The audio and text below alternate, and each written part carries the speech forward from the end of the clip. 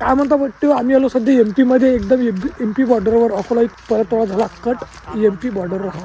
हे आपले सब भाऊ पिलांटू.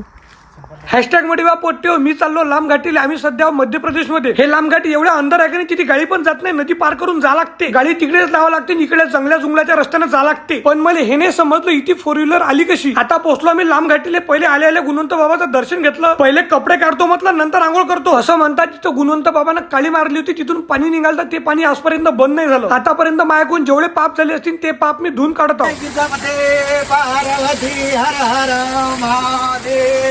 आंघोळ केली, चड्डी वाहू घातली. इथंच आपले फॉलोअर्स भेटले, सोबत जेवण घेऊन आलतो. पहिले गुणवंत बाबाला निवद दिलं, नंतर आम्ही खायला चालू केलं. आम्ही लय काही आणलं होतं खाण्यासाठी, गजुदा, मारा, चिट्या, दुसरे गजुदा आणि मी परसाद म्हणून पूर्ण जेवण सपा केलं. नंतर पान खाल्लं. आता वेळ आली होती लांबगाठीला बाबाय करायची. पहिले देवाचं दर्शन घेतलं. पहाडातून वर आलो, तिथे आपले माणसं भेटले. आता आम्ही डबल लाखनवाडी चाललो. 5च्या आरतीला तिथे आम्हाला जायचं होतं. रस्त्यात जागा दिसली, तिथे झोपून गेलो. झोपणे आली पाहिजे म्हणून चाय पेला. लाखनवाडीत पोहोचलो. पंकज दा दिसले. जे गुणवंत म्हटलं होता.